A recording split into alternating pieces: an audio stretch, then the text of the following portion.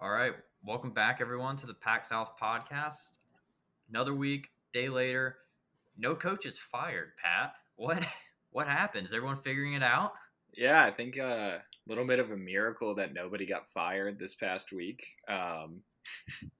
Maybe it's a good thing for guys like Luke Fickle, who got that weird vote of confidence from his AD saying he's coming back, but they're going to give him more Yeah, money. So pretty much saying like, if you don't win next year, you're cooked.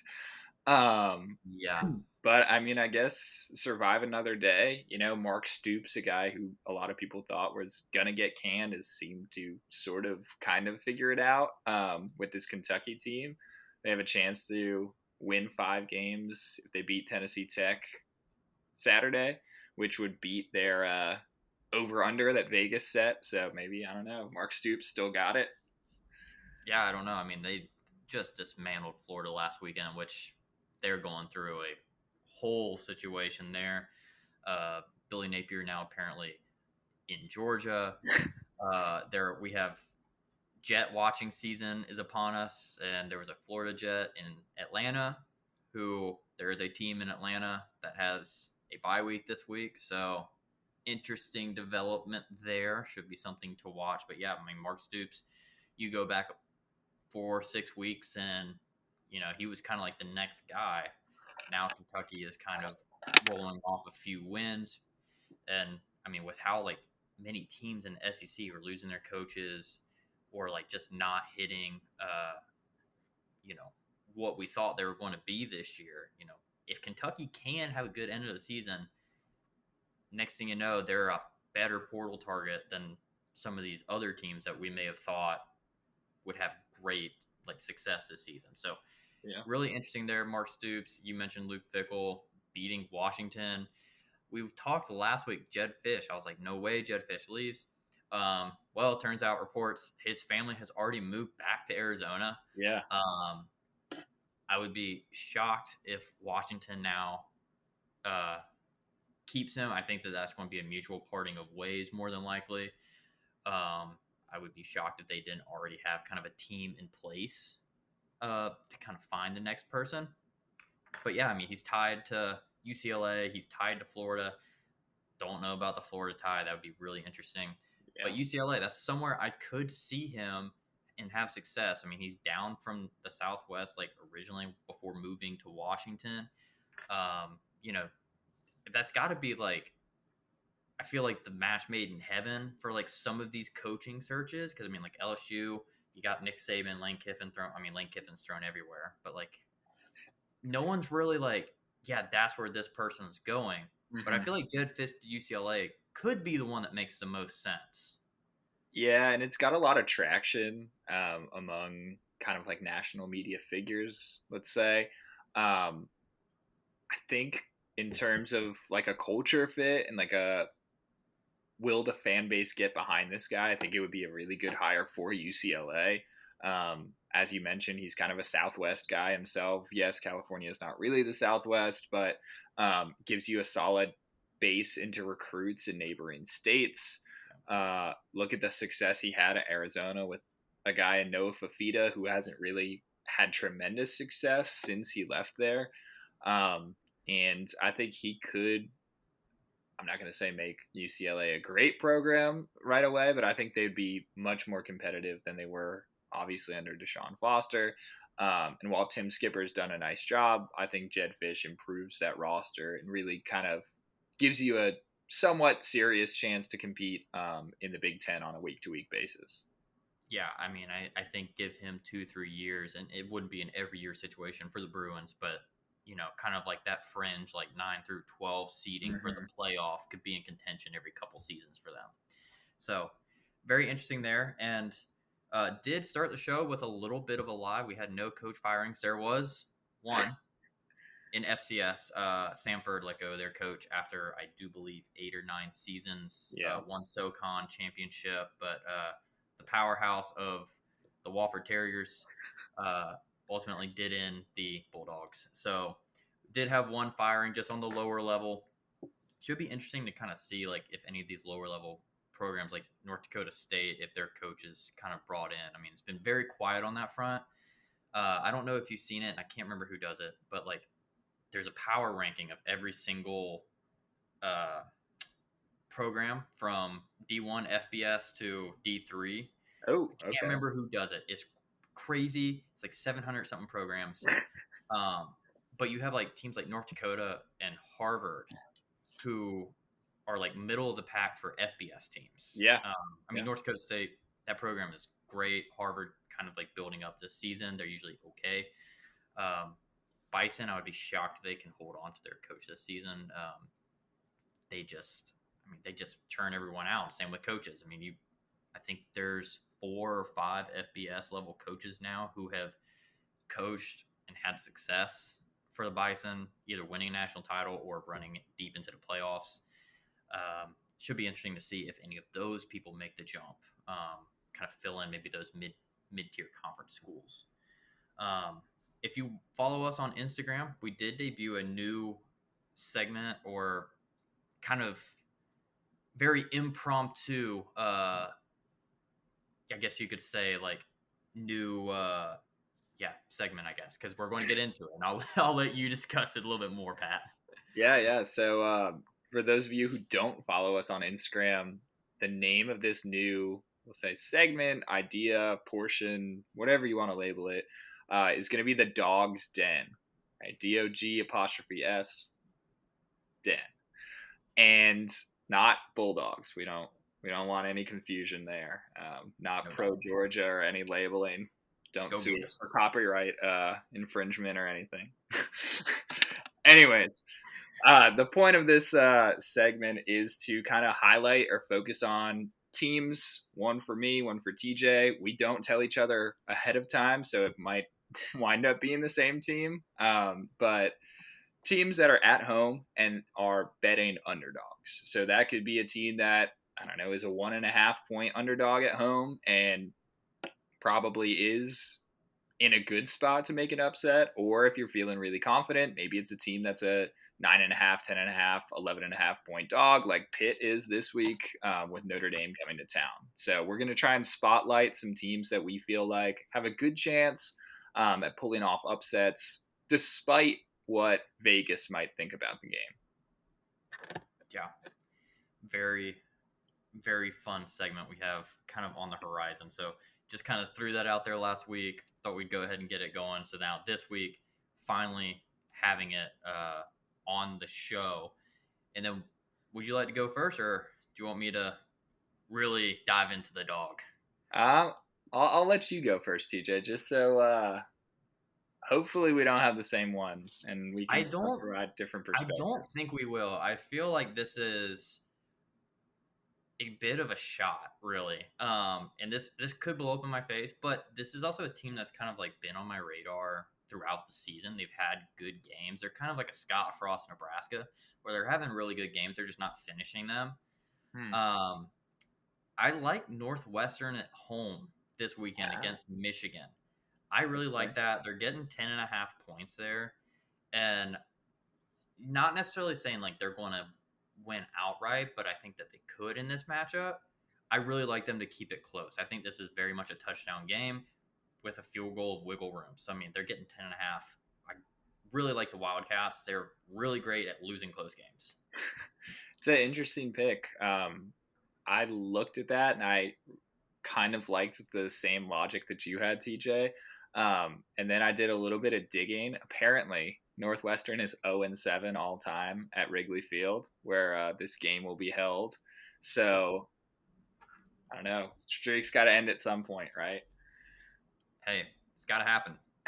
Space game. They lost their first time last weekend against Houston. Don't know how Houston's not a top 10 team after winning against a caliber program like that. Yep. Yep. Beside the point. Yeah, I don't know. I at least like them to keep it close. Wrigley has seen plenty of close losses. What's another one? I went in a slightly different direction from my pick.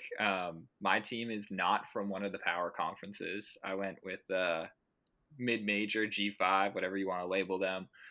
Team who I think is surprising a lot of people with the amount of success that they've had, despite losing their coach after last season. And this is, as of right now, one of the top teams in their conference. So this is a huge game in terms of this conference's implications for a title game. And it's the game between Jacksonville State and Kennesaw State. Okay. Kennesaw State is favored by 3.5 points, depending on what sports book you use. I think MGM and FanDuel are like 3 points, but ESPN's like 3.5. We'll say 3.25, split the difference. Um, Kennesaw State's favored. It's at Jacksonville State. I think the really interesting thing about this game is going to be kind of the strength on strength matchup that we've got. Kennesaw State's got a really good run defense. Jacksonville State has one of the most effective run offenses in all of college football this year. So I think it's going to be a really close game. Obviously, with 3.5 or 3 points, I don't really have a lot of wiggle room for covering the spread, but still losing. So I'm going with the Gamecocks of Jacksonville State to outright win against the Owls of Kennesaw, who have been a really good story this year. Yeah, Kennesaw State's been really great. It's kind of funny the way that Kennesaw State coming up from FCS to FBS, rough start, Tough. rough start. And this has been a nice year for them.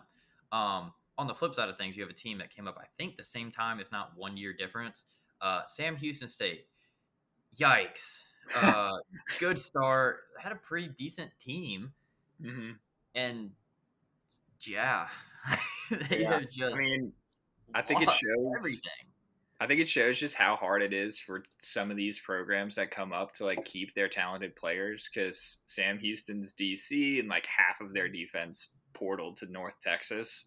And I mean, look at the difference that's made for the Mean Green this year.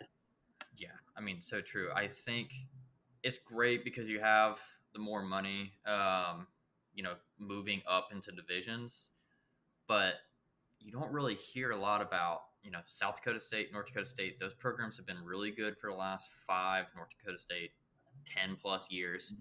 Mm-hmm. You don't hear as much about those players hitting the portal.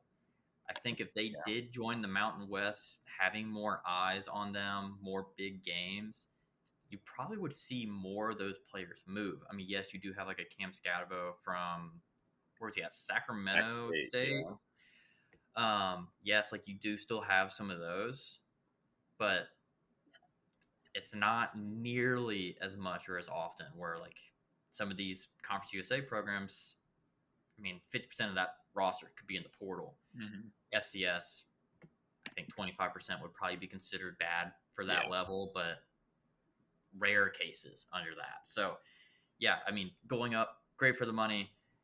Program stability wise, though, should be an interesting thing to continue to watch in this NIL era. But yeah, Jacksonville State, great pick. I like it. I'm happy that they are here after losing Rich Rod. It made sense, all things considered.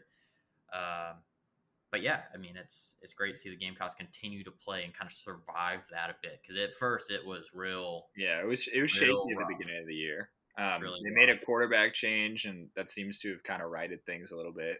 So they got their doors blown off by, I think it was Louisiana Tech earlier in the season. Yeah, very shocking there. Would not have expected that from last season.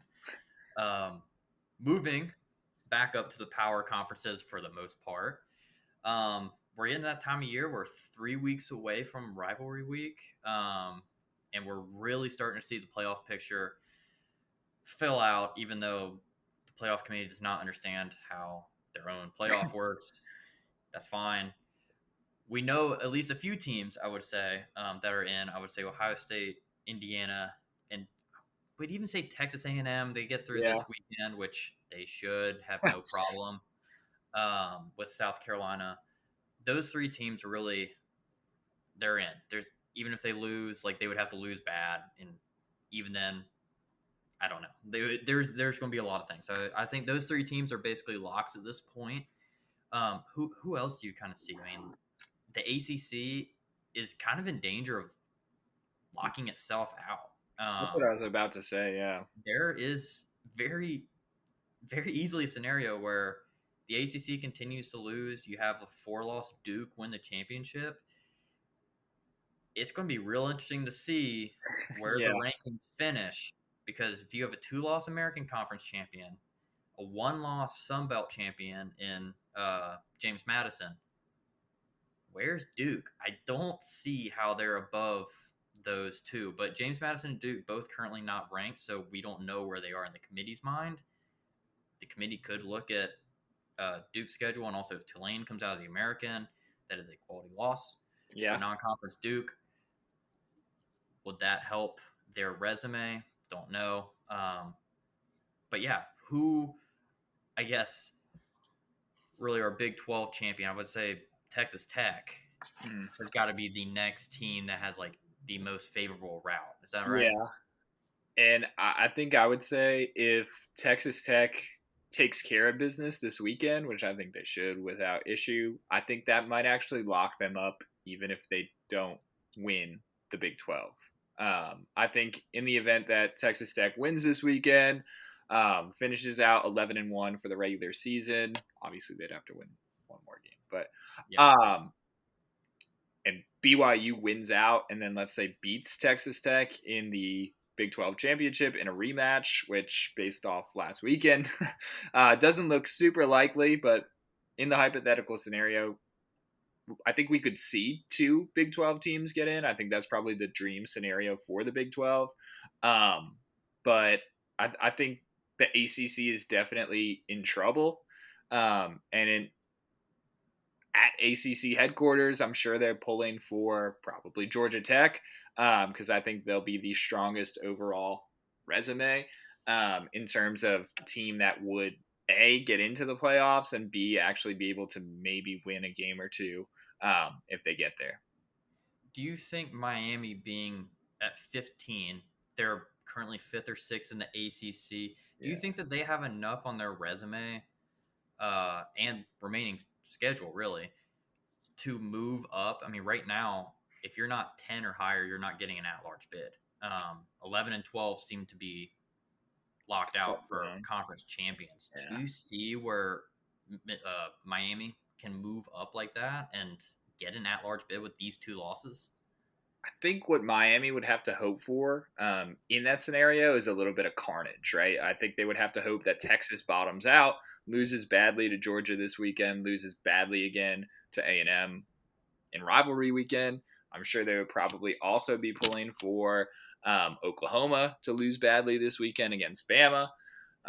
Maybe even looking at, I don't know, I think they want Notre Dame to continue to succeed because that's a good win for them right now. But let's say Vanderbilt gets blown out by Tennessee during the last week of the season. That's 3 teams that are currently ranked ahead of you that you can jump. And who knows? Maybe if Duke does go on some miracle run, which really isn't that improbable, their schedule is pretty favorable, and win the ACC, maybe we see a team from the ACC that isn't the conference champion get in, as wild as that might be. Yeah. Yeah, that is true. Because it's It is so top true. 5 conference champs, not necessarily has to be power Power, champs. yeah. Yeah. So right, yeah, wow, that would be a doomsday scenario. I think for really the committee, the ACC would just be like, whatever, we got a team in still. Yeah. Thankfully, it's just not our champion. But I think then the question would really come up of these power conferences are very clearly not made the same. If you have a Power Four champion not make the playoff, but then another team get in, do you think that that could then allow, I guess, like the conversation to really be had of like the Big Ten and the SEC are on 2 different levels than say the Big 12 and the ACC, and then even further the group conferences? Do you think that could really come into the argument because they're trying to get 4 for both? Yeah, I'm sure the SEC and the Big Ten would both weaponize that in their favor, to kind of like build towards that idea of an expanded playoff where I don't know, like the top 8 SEC teams get in or whatever Greg Sankey was calling for the other day. Yeah. He says a lot of crazy stuff. It's hard to keep up with, but I think both of those conferences, SEC, Big Ten, would be thrilled that a power conference champion misses the playoff, because I think it would speak to their argument that they've been putting forward for probably 4 or 5 years at this point, that the brand of football that they play is different than the brand of football that the ACC and the Big 12, and then if you want to take a further step back, those non-power conferences play. I think if we see that scenario, it also raises the question of, is a school like Clemson going to try and jump ship and head to the SEC? Is a school like North Carolina, they probably wouldn't be SEC because of lacrosse and soccer. Maybe they go to the Big 12, right? Because they have a great basketball program. Big 12 is a really strong basketball conference. Stuff like that. So I think the ACC really has to hope and pray for its long-term safety as a conference, that they get their conference champion in, and that it's whether Georgia Tech, SMU, probably is a long shot, or Virginia, one of those teams with one loss in conference and not an atrocious resume. And Duke doesn't have a bad resume, but there are some pretty big point losses because of the turnover issues that they've had at times. Yeah, it's very interesting. I mean, they're 5-4, but then you look at the actual games that they played. Tulane, they played horrible for 3 quarters, but then they were probably the best team in America for the last 5 minutes of that football game. Illinois, they went tit for tat with them. They just had like 6 turnovers. Yeah. You're never going to win a game like that. But I mean, total yardage wise, they're right in there with Illinois. I mean, they ran through them and only scored 19 points. Mm-hmm. So kind of crazy, just the results that they've gotten from that. So yeah, ACC, very interesting to watch. Definitely no confirmed teams out of that conference. But yeah, Big Ten. I mean, do we see outside of Indiana, Ohio State, is there anyone that we're like, yes, they're in? Because like Oregon's been shaky. moments. Yeah. Has moments. Like last year, they were world beaters. This year, we just can't figure out who's going to show up on the field. And then it's like, oh, well, they stepped up in the big game. The big game was Penn State. And we know where Penn State's at. Whoa. No shade to Iowa. Come on. That was a good win last week. Iowa. They had the Kinnick magic cranked up. We'll talk about Iowa later. We'll talk about Iowa later with the picks. Yeah, they're a dangerous team at home.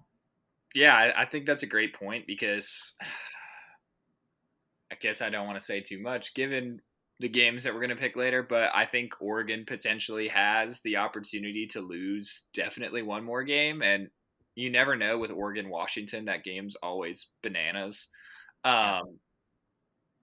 Maybe Jed Fish is trying to impress UCLA or Florida and really pulls out all the stops and says, look, I can beat highly ranked teams with a so-so roster at Washington, and a quarterback who is really athletic but isn't very polished, I would say.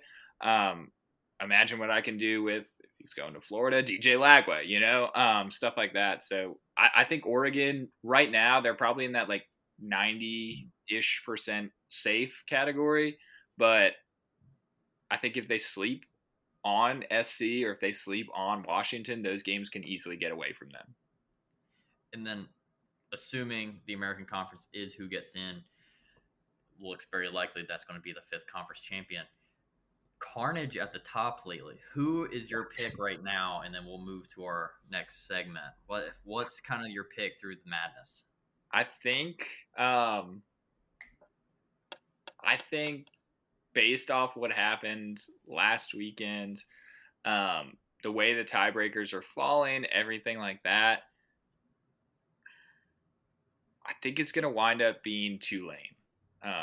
I really do. I think John Summerall's kind of got them humming. Retzlaff finally looked good and comfortable in that win against Memphis during the first half. Second half was kind of shaky. But I think Tulane's playing really good football right now. I've been a Mean Green truther all year.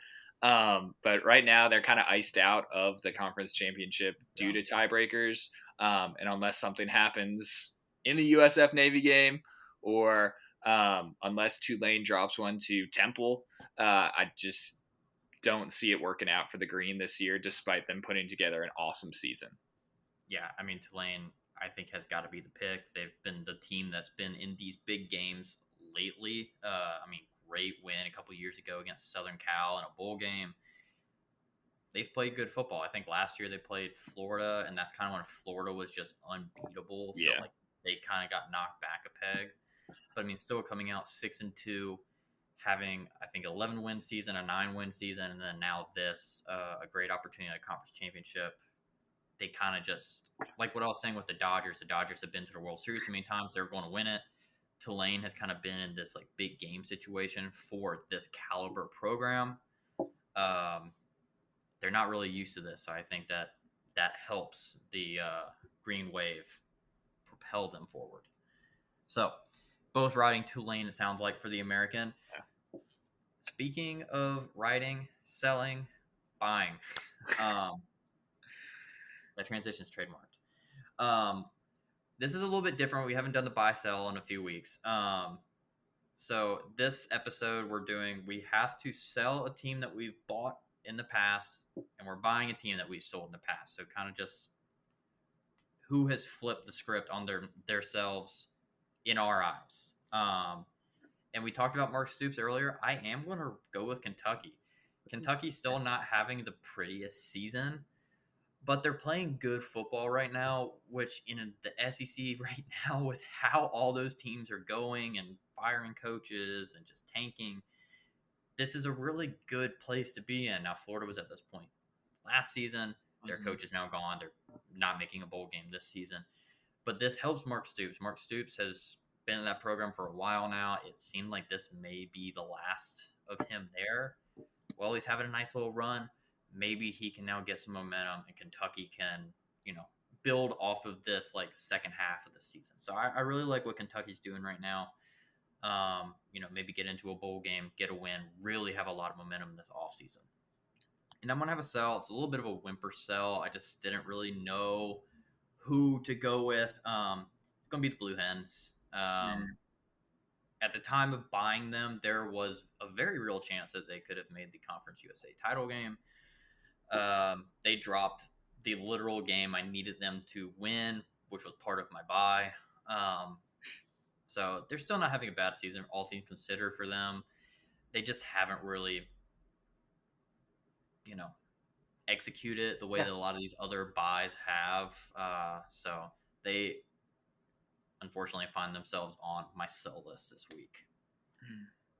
All right, so I'm going to be honest. I've been going back and forth between my sell for a little bit, so I'll do that one first.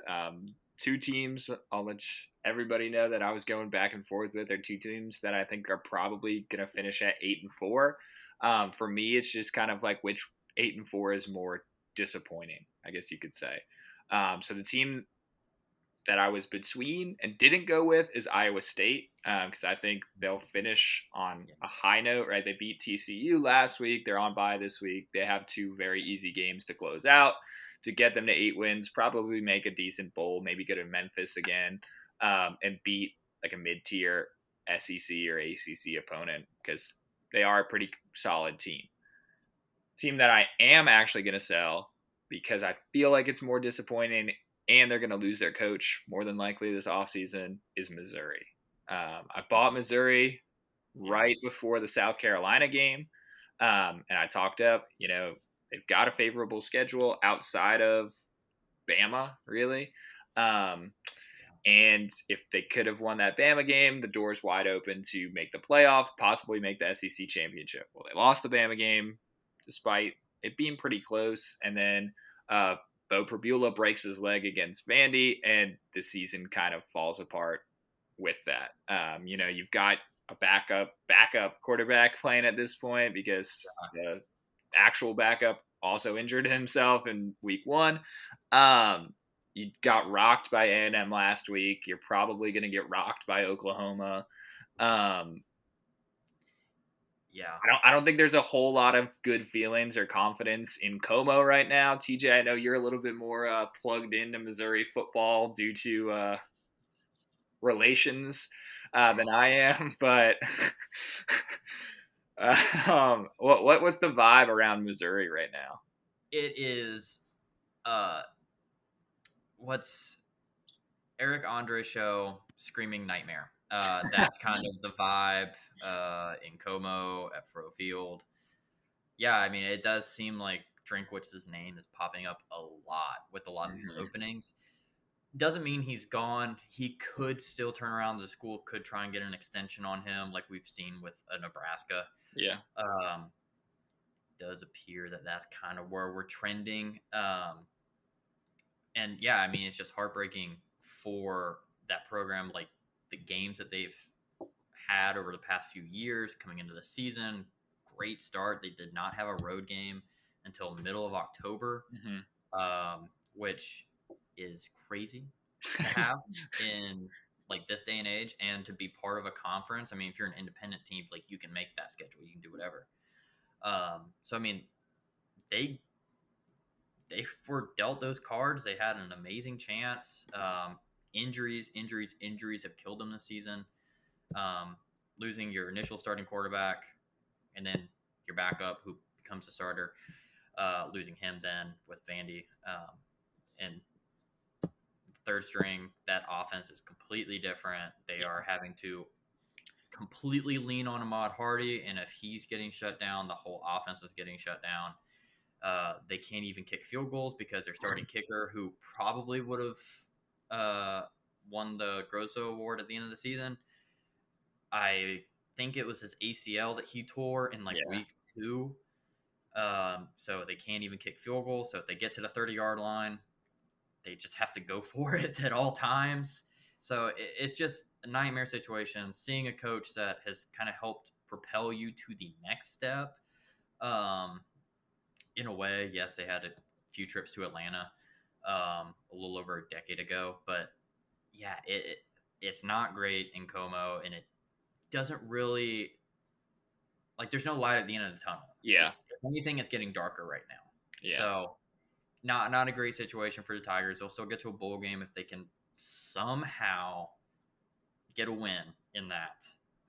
It would do a lot for morale in Como, but I know things that I've heard doesn't sound like there's going to be a lot of say fan support at the bowl games. Mm. I think they are really just trying to get out of this season with as Yeah. much intact as they can, which is sad. They had playoff implications and hopes, and now they are trying ever so desperately to get to basketball season. So very, very sad times there in Como. So we'll try and get a little bit more positive out of the darkness Yeah. that is Missouri right now with our picks, and we have a slate this week. And what more than what we love to do is pick American games. The first game we are going to pick is USF and the Navy. Pat, who do we like? All right. My pick is contingent. I want that on the record. Um, Matt Riccio, when you're making the graphic, contingency. If Blake Horvath plays, I got Navy. Because I think if Blake Horvath plays, they drag this game to hell.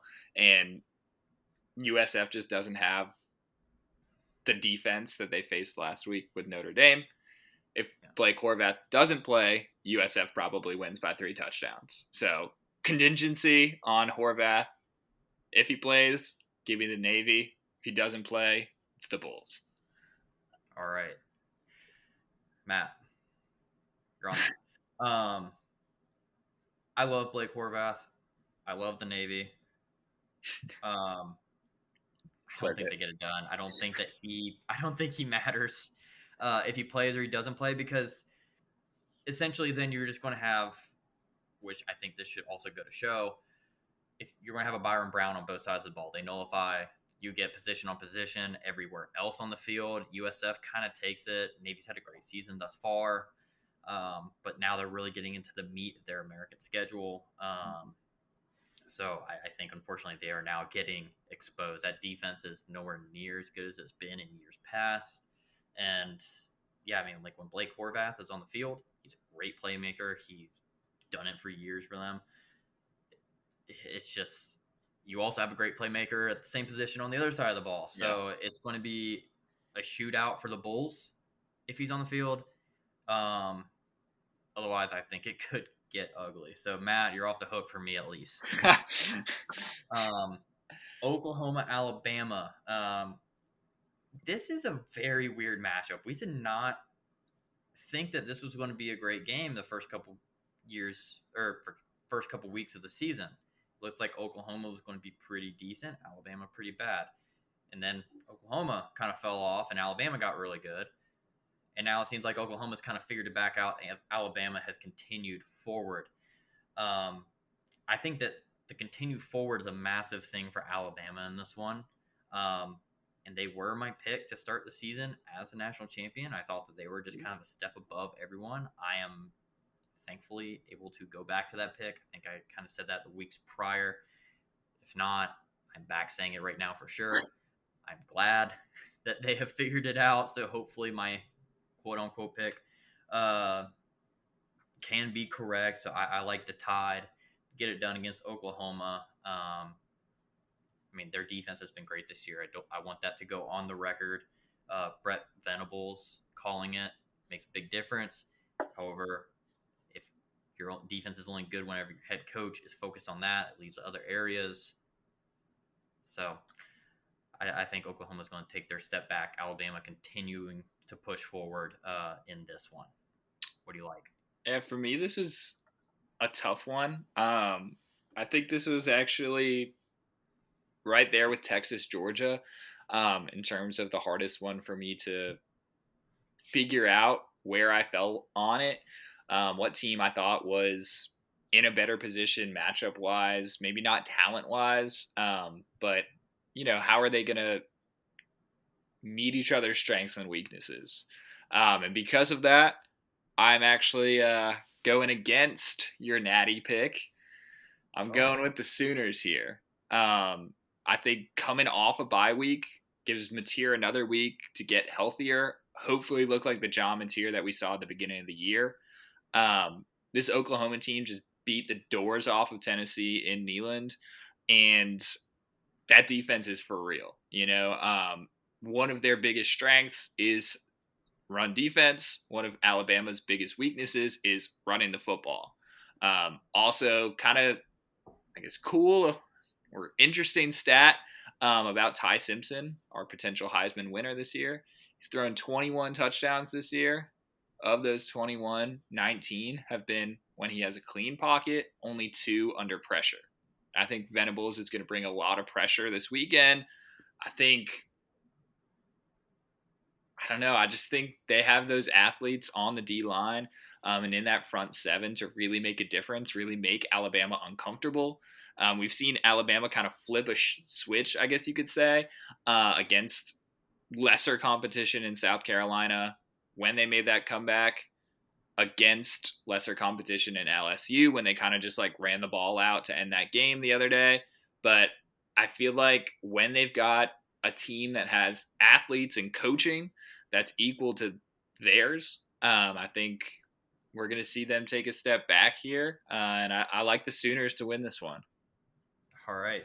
First split of the day. You mentioned LSU. I think we already did a little bit earlier as well, but I did not think about it at the time. Nick Saban, currently the number 1 odds to go to LSU. Do you think that happens? No. I think he left for a reason the first time, and I don't think him and Miss Terry are going back to Baton Rouge. Hey, Miss Terry, right number comes out. Throw in a few little Debbies. I don't know. But yeah, really interesting that is the line. I mean, it's Saban, I think, plus 200, Kiffin plus 450. Really, really weird situation there in Baton Rouge. The governor will figure it out, though. Next game, we are going out of the Bayou over to the coast with Iowa at Southern Cal. This is such a weird matchup, so many levels. I can't figure out either team because they're not their typical brand, but yet they still are. This game being in the Coliseum, I think, helps Southern Cal a lot. They've had some close losses on the road. Iowa, some close losses at home. Thankfully for them, they are on the road. I think that they're going to get a little statement win right here on the road against Southern Cal. I like Iowa to finally break through their quote unquote big game. Um, and yeah, I think this is going to be their not marquee win, but marquee win in a sense. I mean, they've played a really close game with Oregon. They played a really close game with Indiana. Um, didn't No one really expected them to win those games, and I think this is also a game that's flying under the radar where no one's really looking at it, talking about it, and putting a lot of expectation on it, which kind of helped the Hawkeyes, I think, in this situation. So I like the Hawkeyes to steal a win in LA.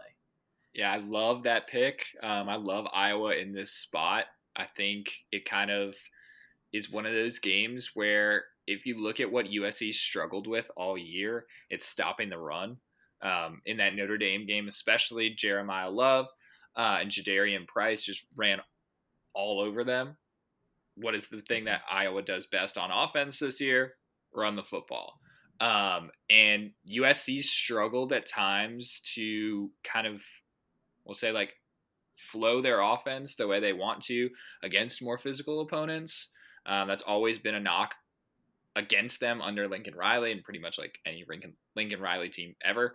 And we know that Iowa is going to bring the physicality here. Sorry, I got 2023 Pac-12 championship on the brain, I guess. But I like Iowa to win this one.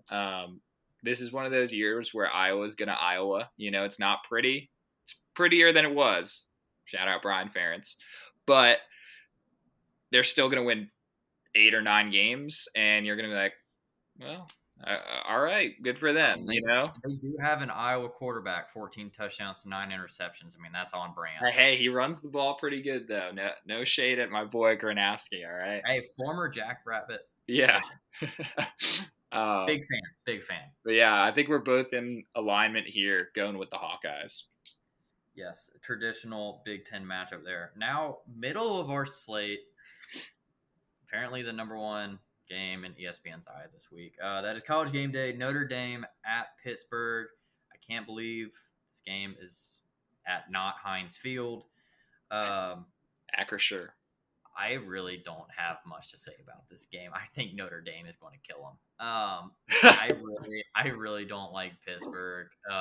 They're doing the thing that they've done for the past couple of years, where it's like Pittsburgh, wow, 7-2, top of the ACC. Last time that they made the ACC title game, they were a 7-5 team. That is like Pittsburgh football. They either start the season undefeated and it's like, wow, they're 9-0 and they get killed in the next 3 games, or they start the season a little slow. Next thing you know, they're 7-2, and then they peter out to like 8-4, 9-5, or 7-5. I like Notre Dame. I don't know what the spread is. They're covering that too. Pat. I think the spread opened at I want to say 12.5, or no, opened at 10.5. I think it's up to 12.5 now. I like the points. Yeah. Based on Pat Narduzzi really instilling confidence in the boys in his Monday presser, where he said, "I don't care if we lose by 100 points. All I care about is winning the next 2 ACC games." I think we kind of know where Pitt's head is at regarding this one. Notre Dame's kind of in that mode right now where their defense is just suffocating everybody that they play, and they are pretty much just choking you out with that elite running back duo. CJ Carr has been really good when he's had to be. He made some throws against Boston College in a game that was sloppy and closer than it should have been. He made some good throws against Navy last week. So I'm with you. I like Notre Dame probably by like 17 plus. Yeah, and something to note about Notre Dame as well. They have 2 losses, no conference championship on the horizon for them. So they have been in the playoffs since week 3, and I think that Boston College game was a great wake-up call game for them, because Boston College had no business keeping that game that close. They did. Notre Dame won how just getting through it. You see what they did against Navy last week. Remaining of their schedule is just they have to win and advance. They win all those games, they're in the playoff. I think that the temperature check for them is in the right place. So yeah, Irish by a lot. Back to the SEC, we gave a little bit of light on the conversation earlier. Texas and Georgia. I will let you start on this one. This is one of those games where I don't know, man. I think this is going to be like the Arch legacy game where when people think about this season for Texas and this season for Arch, they're going to look at how he played against Georgia in this football game. If they win this game, it's going to be like, oh, wow, we kind of crapped on Arch a little bit to start the season, but look at how he rounded into form and he became a pretty solid player. We know the athletic tools are there. We are seeing the progression. But if Georgia goes out, plays phenomenal defense, stifles this Texas offense, I think we're going to hear the other side of that conversation of kind of what we were hearing at the beginning of the year. This Arch guy is no good. He's only in Texas because of his last name, et cetera, et cetera, et cetera. So I think this is a big game for Texas because obviously they have to win out if they have any hope of making the CFP. And I think this is one of those games for Georgia where, I don't know, I think this is kind of like prime Clemson in terms of this Georgia team. It's not a team that's going to like just blow you out straight out of the gate, right? It's a team that's going to be in way closer games than it should be against some opponents they're clearly better than. But then when push comes to shove, they're able to kind of just like drop the hammer and pull away.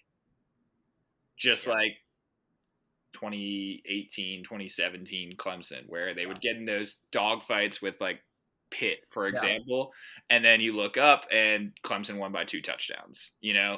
I just think this Georgia team knows how to win, and I think they are kind of just like the inevitability, right? They're like Thanos for the college football playoff and for the SEC. Like Kirby's really just turned them into an absolute monster, and I like the Dogs to win this weekend.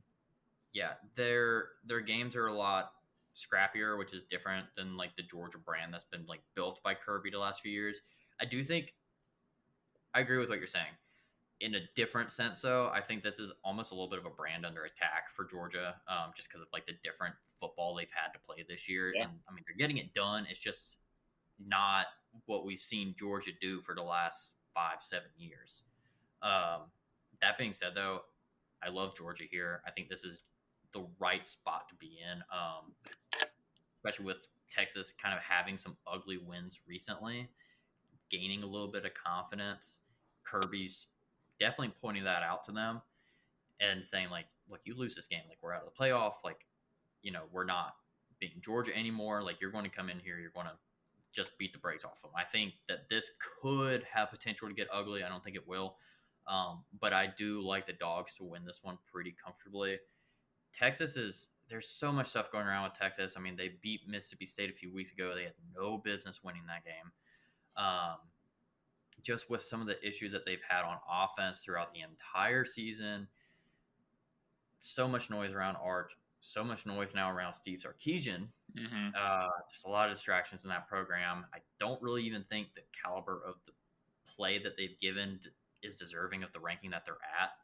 And I really think that's going to be on display this weekend. So I like Georgia winning at home, kind of eliminating Texas, I guess you could say, from the playoff conversation. Now, in 2025, we get to pick a Mountain West conference game. I do believe this is our first Mountain West game this year. We had a few last year because Boise was just beating everyone. Yeah. Not the case this year. Sitting at 6-3 right now, but very alive in the Mountain West Conference. Another team who has not gotten as much media attention as they maybe deserve now. And also very alive in the Mountain West Conference, San Diego State. Very interesting matchup. This game is being played in Southern California. Boise State has kind of figured out their offense a bit more post Ashton Genty. I cannot remember their names right now. Great analyst work. But 2 pretty solid running backs. Matt Mullins, I want to say. Also, I'm blanking on his name. Big Bronco guy here. Talking about the Boise. Maddox Madsen. Great job, kid. He's having a great season. Tell you what. He's kind of figured out how to throw the ball a little bit more. I remember whenever watching Boise State last year, it's like Ashton Genty's going to run the ball for 8 yards of carry somehow, and hopefully they don't throw a pick when they pass it. That was kind of the vibe watching them last year. He's gotten a little bit better. Just the record's not there, so they're not getting as much attention. But next thing you know, I mean, they win this game. They're very much in the Mountain West conversation. Not so fast, my friend. There, I did it. Love you, Lee. San Diego State has this has been like a great quiet story Yeah. because no one's talking about them. They're playing really good football right now. I really like the Aztecs to get this win, and no one's talking about them. But a win here against Boise, yes, it turns into a 6-4 Boise, but also you have the program weight that is Boise with that win. Is a 2-loss San Diego State team. Do we talk about them in the playoffs? Do we throw even more chaos? I mean, Duke has got to be pissed right now. I don't know. They went out. There's a real conversation to be had between Yeah. a 1-loss James Madison, a 2-loss American champion, and a potential 2-loss San Diego State. I'm pulling for the chaos. I like the Aztecs again. Yeah, I also like the Aztecs. They had it rolling, and I was really like starting to be on Aztec watch, seeing if we were going to get the possibility of an 11-1 team coming out of the Mountain West and potentially throwing a wrench into things for the CFP. And then they just got dog walked in Honolulu last weekend by Hawaii. Not to shade Hawaii, this is a really good Hawaii team this year, but that was a humbling loss. And I think if Boise had their starting quarterback for this game, I think they would win. But with Madsen out and with a walk-on having to play, I think that swings things back to San Diego State and in their favor. Looking at their schedule, it is really quite favorable. I mean, it's this Boise team, a San Jose State team that's 3-6, and then you get New Mexico at New Mexico, which is going to be a tough game. I think Hey, Kocak has the yeah, boys playing over I there. was going to say Kojak's going to have those boys fired up. But I think San Diego State is a phenomenal story this year, and I think they know if they want to make the MWC title game, they've got to win this one. Because even if they lose to New Mexico, they still might sneak in based on tiebreakers with 2 losses, because then I think like 5 different teams would be at 2 losses. Yeah, it would be pure chaos in the Mountain West if that was the case. Talking about the Mountain West really makes me remember my pick for that conference. Makes me nervous now picking the Aztecs since we haven't talked about that conference in like 8 weeks. Yeah, Fresno State did not age well for either of us. Yeah, the Valley did not show up this year. Some could say they were never there in the first place. Very, very sad scene. So, all right, well, we'll see what the Aztecs can do. I would not hate a 9-3 New Mexico team getting into a Mountain West championship game, though. Let me put that on the record. Coach Ed, keep them fired up. Back to the American with our bread and butter, Memphis and ECU. We've talked about Memphis a lot. The media has talked about Memphis a lot. No one's talking about East Carolina. Middle of that conference, which the middle to the bottom of that conference is a hard drop off. Pirates are quietly 6-3 this season. This is at Dowdy Ficklin. No one really thinks of it as a tough place. It is actually kind of a tough place to play, especially when the fans are rocking. Tigers could be in for a rough couple of weeks here. What do you see at the Dowd? Yeah, I think Rowdy Dowdy is going to be in full effect this weekend, and I don't know. I think the thing to keep an eye on for this game is Brendan Lewis, the Memphis quarterback. He left the Tulane game with an ankle injury, and he never came back. So I think he's supposed to be like a toss-up game time decision. I think if he plays, he's probably not going to be 100%. And this is an ECU team that can score some points. They've lost a few games they probably should have won, counting that Tulane game, counting the NC State game. They take care of business in those two. You're looking at a team that has 1 loss to a really good BYU team. So I think with the questions at quarterback for Memphis, with the offensive capabilities of ECU, I'm going with the Pirates here, and All I'm right. believing in the Boneyard and the student section to make this a rough one for the Tigers. Okay. That's not a bad pick. And coming into this game, when I put it down, I was like, this is a really under the radar game. But surely, Memphis is a pretty good team this year. They should be able to bounce back and get a win on the road. Well, then I started diving into ECU a little bit more because no one's talked about them. What do we really know that they got? Um, so even today, I was like, yeah, I know who I'm picking here. This is, I think, which it shouldn't be, one of the trappiest trap games. Um, Memphis coming off a loss, tough game. Kind of probably watching their conference title pick or game leave them, playoff leave them. So they got to be down. ECU is kind of where they are going to be. And this is a home game. They're catching a team on a letdown. They really need to pick up and quick. I like the Pirates actually now. I'm flipping. I think that this is just like I said, trappiest of trap games, but it shouldn't be. It shouldn't be. This should be known. It should be on everyone's schedule, but it's not. And for that reason, I'm flipping over to the Pirates. So very very interesting there in North Carolina. Staying in North Carolina, down the road, this game Virginia versus Duke. Not a trap game because Duke is currently near the top of the ACC. Yeah. Virginia having a letdown last week against not Cal. Who was the other team? Wake Forest. Wake Forest. Those two teams are like combined at the hip the last 2 years because they're not good, but they're not bad. They're going to continue to scare top ranked teams.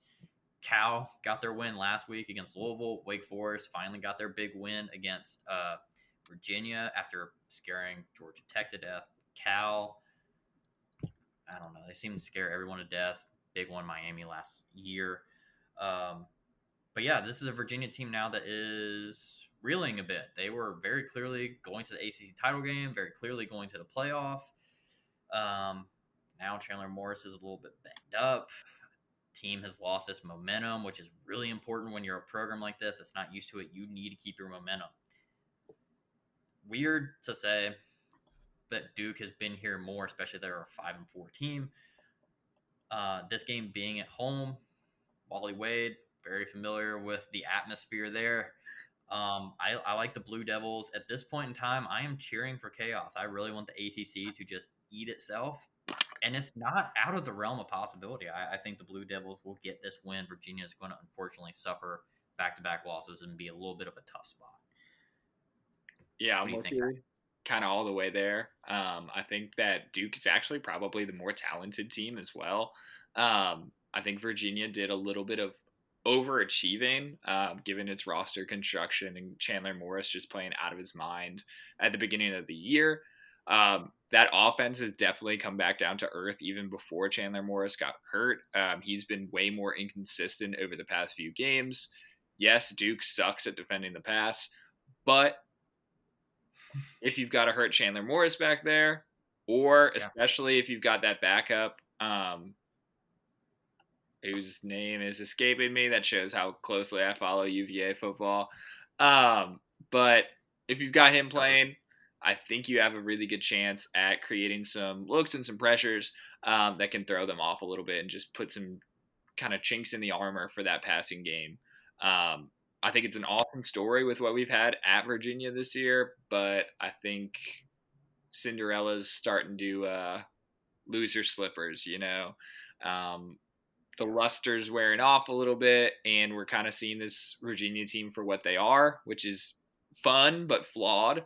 And I think the Devils get it done at home. It's getting real close to midnight. I fear for the Cavaliers, especially with Chandler Morris unfortunately not being 100%. That then leads us to our PAC-South game of the week. It's been a few weeks since we've had this stipulation get to Mm-hmm. our game of the week for us. But I will be in attendance of Purdue and Washington, and this shouldn't even have been a conversation talking point. This would have been like a pick, move on. But last week, Luke Fickle, very excited about the, I would say promotion, but it's the job that he already has. He's just not getting fired. Beats Washington, Jed Fish, who wanted to leave. You would think that he would continue to boost his resume so that way he could get a better job when he leaves. Really weird. Purdue, year one of Barry Odom has not gone the way that they've won it. That being said, Barry Odom is a very good coach, very defensive minded. It's not out of the realm of possibility that Purdue gives Washington its second upset loss in a row. I think it's highly unlikely. If this was in Indiana, I would have probably thought the Boilermakers had a better shot. The fact that it's coming back to Husky, Washington's been very good at home. Their only loss, I could be wrong on one game. Their only loss in the last 2 seasons at home has been to the number 1 ranked team in the nation, Ohio State. So Husky Stadium has been a sanctuary for them. I really like Washington to at least get the win. There are lots of question marks with that program. I think at least this week they can skid by them. Yeah, I'm with you there. I think Purdue's a lot better than pretty much anybody anticipated them. Talking's hard. To be this year. Barry Odom's done a really great job kind of setting them up to be a competent team. No, they haven't won a ton of games, but they've looked competitive in pretty much every game except the ones against the big boys. Even against Notre Dame, they pulled out some offensive wrinkles that at least kind of made it somewhat interesting for the first 3 quarters. So hats off to Barry Odom. I think he's going to do a great job at Purdue and with that program.